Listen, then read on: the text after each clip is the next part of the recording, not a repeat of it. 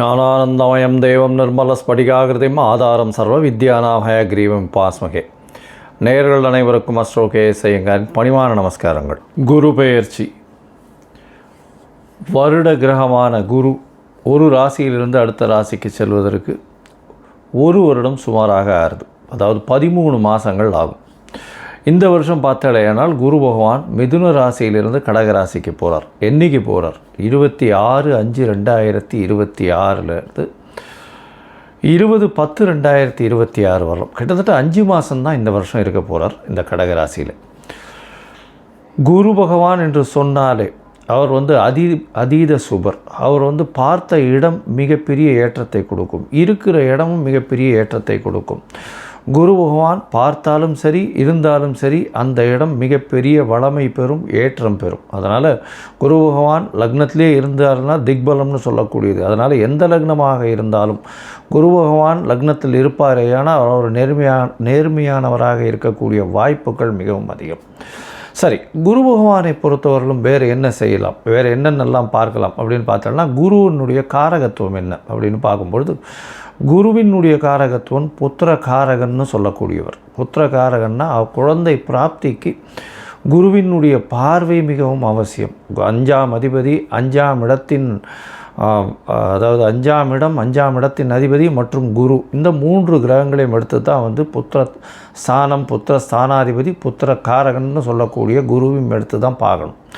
அதாவது குழந்தைகள் இல்லாமல் ரொம்ப நாள் குழந்தை இல்லாமல் இருப்பவர்களுக்கு இந்த 3 விஷயங்களையும் எடுத்து பார்த்து அவளுடைய தசா கோச்சாரம் எப்படி இருக்குது அப்படின்றதையும் பார்க்கணும்.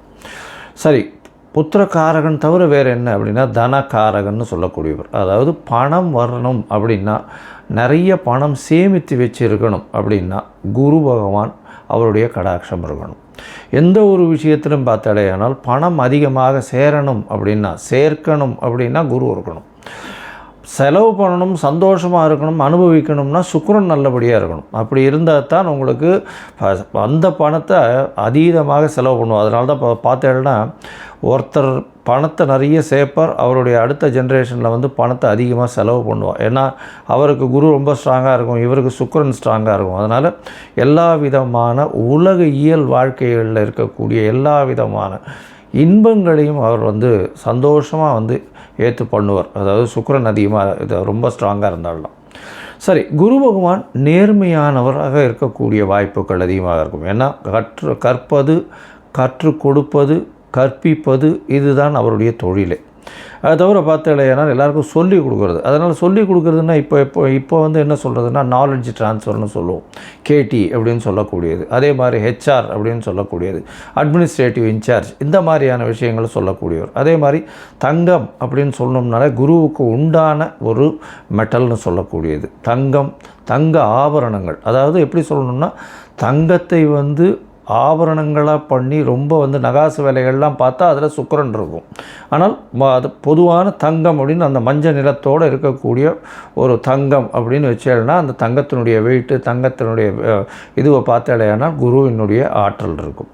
அதனால தான் தங்கத்திற்கு குருவினுடைய இது உலோகமாக கொடுக்கப்பட்டிருக்கு. சரி, இது தவிர தாவரத்தில் பார்த்தாலும் முல்லைப்பூ, முல்லை செடி, அது தவிர இந்த வேர்க்கடலை இனிப்பு வகைகள், அதாவது கடலை மிட்டாய்னு சொல்லக்கூடியது, வேர்க்கடலை இனிப்பு வகைகள், சக்கரை பொங்கல், இந்த மாதிரியான விஷயங்கள்.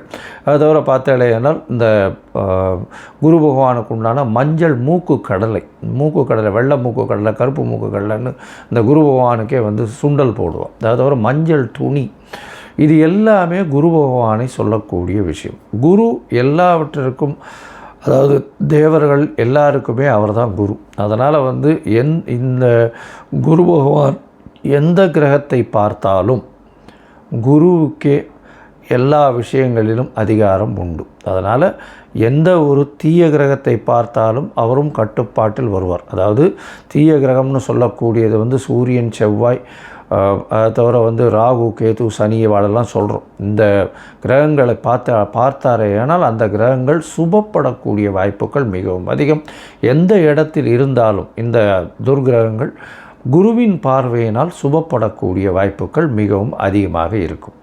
சரி, இந்த குரு பகவான் இப்போது மிதுன ராசியிலிருந்து கடக ராசிக்கு போகிறார். இந்த குரு பகவானுடைய காலபுருஷ தத்துவத்தின் ராசி பார்த்தோம்னா 9ஆம் ராசியும் 12ஆம் ராசியும், அதாவது 9ஆம் ராசி அப்படின்னு சொல்லக்கூடியது தனுசு, 12ஆம் ராசின்னு சொல்லக்கூடியது மீனம். இந்த 2 ராசிக்கும் அதிபதியாக இருக்கக்கூடியவர் குரு. இந்த குரு பகவான் கடகத்தில் உச்சம் பெறுறார். கடகத்தில் உச்சம் பெறக்கூடியவர் குரு பகவான். இதில் என்ன ஒரு பெரிய விசேஷம் அப்படின்னா, குரு பகவான் 9ஆம் இடத்துல அதாவது உங்களுக்கு படிப்பு, அதை தவிர வெளிநாடு போய் படிப்பு, மேற்படிப்பு, இது எல்லாமே குரு பகவானால் நல்லபடியாக ஆசீர்வதிக்கப்பட்டால் மட்டுமே உங்களுக்கு கிடைக்கும். அதே மாதிரி 12ஆம் இடத்தினுடைய அதிபதினு சொல்லக்கூடியவர் காலபுருஷ தத்துவத்தின் பிரகாரம். அதன் மூலியமாக பார்த்தீங்கன்னா குரு பகவான் சுப செலவுகளை கொடுப்பார். அதாவது 12ஆம் இடம் செலவுகளை கொடுக்கறது, அதாவது அயன சயன போகஸ்தானம் விரயஸ்தானம்னு சொல்லக்கூடிய இடம். உங்களுக்கு சுப செலவுகள் கொடுக்கணும். அதாவது பணம் வந்தாலும் சுபமாக இருக்கணும். அதை தவிர வெளிநாட்டில் போய் உங்களுக்கு அங்கேயே இருந்து பிஆர், அதை தவிர பர்மனெண்ட் ரெசிடென்ட்ஷிப், அதை தவிர இந்த க்ரீன் கார்டு, இந்த மாதிரியான விஷயங்கள், H1B இதெல்லாம் வாங்கி அங்கேயே பர்மனெண்ட்டாக செட்டில் ஆகக்கூடிய பாக்கியத்தையும் உங்களுக்கு குரு பகவான் 12ஆம் இடத்துல இருந்தாலும் சரி, 8ஆம் இடத்திலிருந்து 12ஆம் இடத்தில் பார்த்தாலும் உங்களுக்கு அந்த வாய்ப்பினை நிச்சயமாக கொடுப்பார். சரி, இந்த குரு பகவான் இந்த ஒரு ராசிக்கும் என்ன பண்ணுறார் அப்படின்றத நம்ம பார்க்கலாம். அதற்கு முன்னாடி இந்த குரு பகவானை பொறுத்தவரையிலும் இன்னொரு பெரிய விசேஷமான விஷயம் என்ன அப்படின்னா, குரு பார்க்க கோடி நன்மைன்னு சொல்லுவோம். குரு பகவானுடைய பார்வைன்னு சொல்லக்கூடியது எந்த ராசியில் இருக்காரோ அந்த இடத்திலிருந்து 5ஆம் இடத்தையும் 7ஆம் இடத்தையும் 9ஆம் இடத்தையும் பார்க்குறார். 7ஆம் இடம்ன்றது 180 டிகிரியில் எல்லா கிரகங்களும் தன்னுடைய 180வது டிகிரியை பார்க்கக்கூடியது 7ஆம் இடம். அதில் எந்த ஒரு விஷயம் இல்லை. இப்போ விசேஷ பார்வைகள்னு சொல்லக்கூடியது செவ்வாய், சனி மற்றும் குரு, இந்த 3 கிரகங்களுக்கு இருக்குது அப்படின்னு சொல்கிறோம். அதை தவிர பார்த்தோம்னா ராகு கேத்துக்கு 3-11 இருக்குது, 3ஆம் இடமும் 11ஆம் இடமும் பார்க்கக்கூடியது இருக்குது அப்படின்னு சில கிரந்தங்கள் சொல்கிறது. இப்போது குருவினுடைய பார்வை 5-9, அதாவது அதிகமாக, அதாவது விசேஷ பார்வைகளாக இருக்கும். 5ஆம் இடம்னு சொல்லக்கூடியது விருச்சிகத்திலையும், 9ஆம் இடம் அப்படின்னு சொல்லக்கூடியது மீனத்திலையும் விழுறது. இதை தவிர மகரத்தையும் அவர் பார்க்குறார். ஏன்னா 7ஆம் இடமான கடகத்திற்கு 7ஆம் இடம்னு சொல்லக்கூடியது மகரம். இந்த மகரத்திலையும் அவர் அவரை பார்க்குறார். இதன் மூலியமாக என்ன ஆகும்? குரு பார்க்க கோடி நன்மை. அந்த இடம் எல்லாமே வளம் பெறும், சுபம் பெறும். அதை தவிர பார்த்தீங்கன்னா குரு பார்க்கறதுனால திருமண பாக்கியங்கள் ஏற்படும். அதாவது குரு பலம் வந்ததா அப்படின்னு சொல்லக்கூடியது. குரு பலம் வந்தது அப்படின்னு சொல்கிறது என்னென்னா, குருவினுடைய பார்வை 2, 4, 7, 8, 12 இந்த மாதிரியான விஷயங்களில் வந்ததே. ஆனால் குருவினுடைய பார்வை பட்டாலே, அதாவது அது நிச்சயமாக அவர்களுக்கு திருமண பாக்கியம் ஏற்படக்கூடிய வாய்ப்புகள் மிகவும் அதிகம். இதை தவிர பார்த்தீங்கன்னா 5ஆம் இடத்தை குரு பார்த்தாலும், அதை தவிர 5ஆம் இடத்தில் குரு இருந்தாலும் குழந்தை பிராப்தியும் ஏற்படக்கூடிய பாக்கியம் உண்டு. அதனால் இந்த குரு எந்த இடத்தில் இருந்தாலும் சுபத்தை செய்வார். எந்த இடத்தில் இருந்தாலும், எந்த துர்கிரகங்களோடு இருந்தாலும் அவரையும் சுபப்படுத்தக்கூடிய வாய்ப்புகள் மிகவும் அதிகம். இந்த குரு சிம்மத்தை பார்த்து, அதாவது பொதுவாகவே பார்த்தோம்னா சிம்மத்தை பார்த்து, சிம்மாதிபதியும் பார்த்து, அந்த மாதிரியான பொசிஷன்லாம் வந்ததுன்னா குரு பகவானை பொறுத்தவரையிலும் அரசாங்கம், அரசு தொழிலில் பெரிய ஏற்றத்தை கொடுக்கக்கூடியவராக இருப்பார். அதனால் குரு பகவான் மிகப்பெரிய ஏற்றத்தை கொடுக்கக்கூடிய காலகட்டமாக அமையும். சரி, இந்த குரு பகவானை பொறுத்தவரையிலும் எளிய பரிகாரங்கள் அப்படின்னு சொல்லக்கூடியது என்ன அப்படின்னு பார்த்தோம்னா, குருவினுடைய காயத்ரி. குருவினுடைய காயத்ரி என்ன அப்படின்னு பார்த்தோம்னா, ஓம் ரிஷபத்வஜாய வித்மஹே கிருணிஹஸ்தாய தீமஹி தன்னோ குரு பிரச்சோதயாத் அப்படின்ற இந்த குரு காயத்ரி மந்திரமும், இல்லை குரு பிரம்மா குரு விஷ்ணு குரு தேவோ மகேஸ்வரா குரு சாக்ஷாத் பரபிரம்மா தஸ்யம் குரவே நமஹா அப்படின்ற இந்த குருவினுடைய எளிய இந்த காயத்ரி மந்திரத்தையும் ஒரு நாளைக்கு 3 தரம் சொல்லிட்டு வர்றதன் மூலியமாக எந்த விதமான பிரச்சனைகளும், குருவினால் வரக்கூடிய பிரச்சனைகள் நிச்சயமாக அகலும். அதை தவிர பார்த்தோம்னா இன்னும் எளிய பரிகாரம்னு சொன்னால், அருகில் இருக்கக்கூடிய தட்சிணாமூர்த்திக்கு போய் நெய் வழக்கு போட்டு வாங்கும், நெய் தானம் கொடுங்க. கோவிலில் இருக்கக்கூடிய அர்ச்சகருக்கு வேஷ்டி தானம் கொடுங்க. அதை தவிர பட்டு தானம் கொடுங்க. உங்களால் முடிஞ்சதுன்னா சதுர்த்தி தேங்காய் உடைச்சின்னு வாங்கும். குரு பகவானுக்கு உண்டானது தேங்காய்ன்னு சொல்லுவோம். அதனால் பிள்ளையாருக்கு தேங்காய் உடைக்கிறது பெரிய விசேஷம். அதை தவிர நெய் போட்டு சக்கரை பொங்கல் பண்ணி இது பெருமாளுக்கு இது பண்ணிவிட்டு எல்லாருக்கும் கொடுக்கறது ரொம்ப பெரிய விசேஷத்தை நிச்சயமாக கொடுக்கும். சரி, இப்போது ஒரு ராசியாக மேஷம் முதல் மீனம் வரை இந்த குரு பெயர்ச்சி என்ன மாதிரியான மாற்றங்களை கொடுக்கும் அப்படின்றத பார்க்கலாம். அதற்கு முன்னாடி என்னுடைய மொபைல் நம்பர் ஸ்க்ராலிங்கில் போயின்னு இருக்கும். உங்களுக்கு அஸ்ட்ராலாஜிக்கல் கன்சல்ட் தேவைப்படுமே ஆனால் நீங்கள் எனக்கு ஃபோன் பண்ணுங்க. என்னுடைய கட்டணம் என்னன்னு சொல்கிறேன். உங்களுடைய தேதி, பிறந்த தேதி, நேரம், பிறந்த மாதம், வருஷம், அது தவிர உங்களுடைய நீங்கள் பிறந்த இடம், உங்களுடைய பெயர், தாய் தகப்பனார் பெயர், இதுவரையும் நீங்கள் அனுப்பி வைங்க.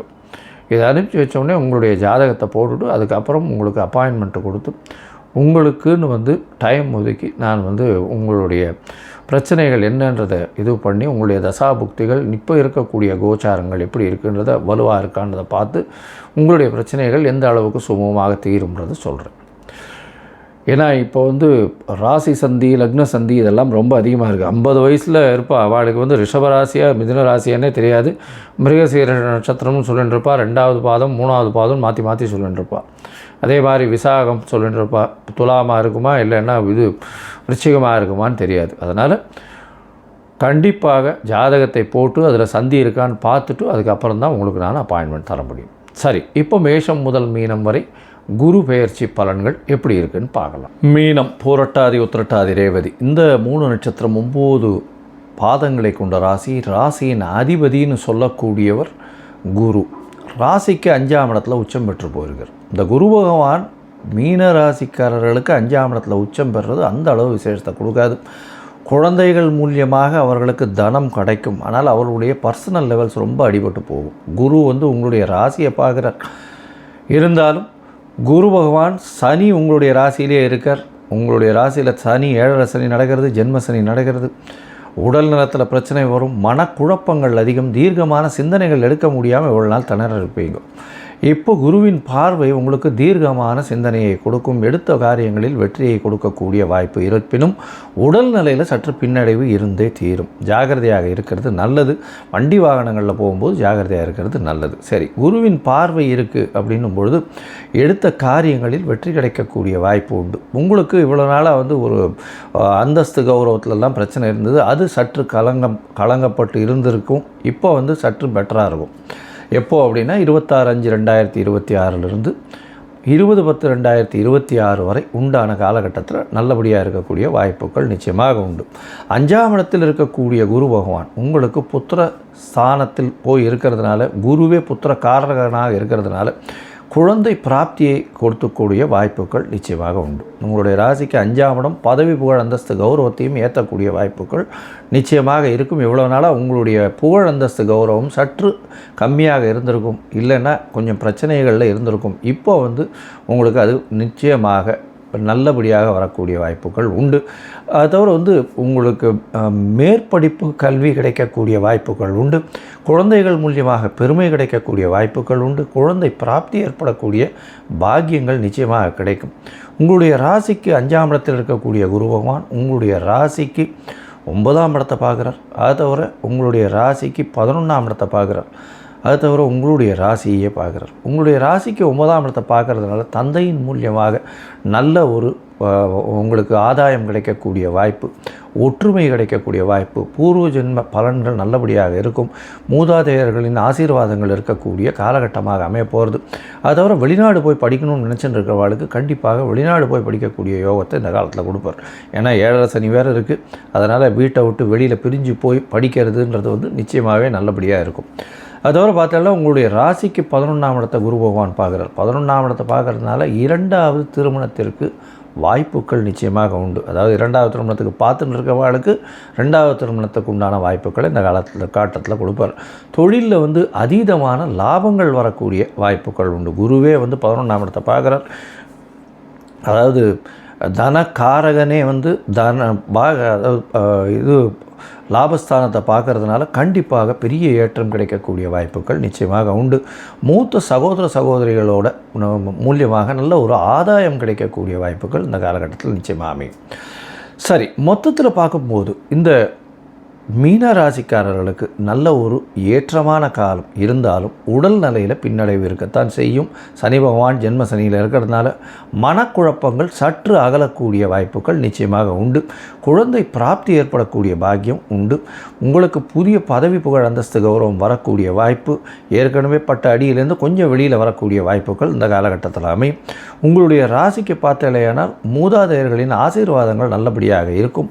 வெளிநாடு போய் படிக்கக்கூடிய பாக்கியம் இந்த காலகட்டத்தில் நிச்சயமாக அமையும். அது தவிர பார்த்தாலேயானால் இரண்டாவது திருமணம், அதாவது தனியாக விடப்பட்ட ஆணோ பெண்ணோ இரண்டாவது திருமணத்திற்கு பார்த்து கொண்டிருந்தார்களேயானால் அவர்களுக்கு இரண்டாவது திருமணம் நிச்சயமாக இப்போ கைகூடக்கூடிய வாய்ப்புகள் இந்த காலகட்டத்தில் இருக்கும். மூத்த சகோதரிகள் மூலியமாக ஆதாயம் வரும். அவர்களால் நிச்சயமாக நல்ல ஒரு ஆதாயம் கிடைக்கக்கூடிய காலகட்டமாக இந்த காலகட்டம் அமைய போகிறது. உங்களுடைய ராசிக்கு செய்யக்கூடிய தொழிலில் அதீதமான லாபங்கள் வரக்கூடிய வாய்ப்புகள் இந்த காலகட்டத்தில் உண்டு. அதாவது எடுத்த காரியங்கள் எல்லாமே வெற்றிகரமாக இருக்கக்கூடிய வாய்ப்புகள், நினைத்ததை அடையக்கூடிய வாய்ப்புகள் நிச்சயமாக உண்டு. இருந்தாலும் உடல் நலத்தில் பின்னடைவு நிச்சயமாக இருக்கும். நிறைய அலைச்சல் இருக்கக்கூடிய காலகட்டமாக இருக்கும். வேலையில் கொஞ்சம் தொய்வு இருக்கக்கூடிய வாய்ப்புகள் நிச்சயமாக உண்டு. உங்களுடைய ராசியை குரு பகவான் பார்க்குறதுனால கண்டிப்பாக உடல் நலத்தில் சற்று முன்னேற்றம் இருந்தாலும் தீர்க்கமான சிந்தனை மூலியமாக வெற்றிகளை கொண்டு வரக்கூடிய வாய்ப்புகள் இந்த காலகட்டத்தில் நிச்சயமாக அமையும். இந்த நேரத்தில் உங்களுக்கு உங்களுடைய தசாபுக்தி அந்தரம் சூக்ஷ்மம் அந்த அளவுக்கு விசேஷம் இல்லை அப்படின்னா முதல்ல குரு பகவானுக்கு உண்டான காயத்ரியை சொல்லிகிட்டே வாங்கும். அது தவிர பக்கத்தில் இருக்கிற விநாயகர் கோவிலையோ இல்லை ஆஞ்சநேயர் கோவிலையோ உங்களால் முடிஞ்சது விநாயகர் கோவிலுக்கு சதுர்த்தி தேங்காய் உடைச்சின்னு வாங்கும். இல்லைன்னா ஆஞ்சநேயருக்கு ஒரு வெத்தலை மாலை வியாழக்கிழமை போட்டுன்னு வாங்கும். நல்ல ஒரு ஏற்றம் கிடைக்கும். அதுவும் இந்த இம்போர்ட் எக்ஸ்போர்ட் பிஸ்னஸ் பண்ணுறவாளுக்கு மிகப்பெரிய பின்னடைவு இப்போ நடந்திருக்கும். அவள்லாம் கொஞ்சம் ஜாகிரதையாக பார்த்துட்டு இருக்கிறது நல்லது.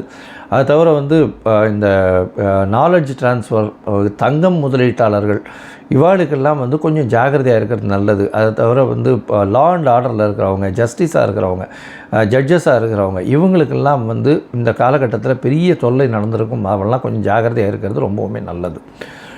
இந்த காலகட்டத்தில் பார்க்கும்பொழுது பார்த்தாலேயானால் உங்களுக்கு நீங்கள் அருகில் இருக்கக்கூடிய, அதாவது காஞ்சிபுரம் டு உத்தரமேரூர் போகிற வழி திருப்புலிவனம் அப்படின்னு ஒரு இடம், அந்த இடத்துல இருக்கக்கூடிய குரு பகவானை போய் சேவிச்சுட்டு வாங்க. இந்த குரு பகவானை போய் சேவிச்சுட்டு வர்றதன் மூலியமாக உங்களுக்கு வரக்கூடிய எல்லா பிரச்சனைகளும் நிச்சயமாக சூரியனை கண்ட பனியாக நிச்சயமாக போகக்கூடும்.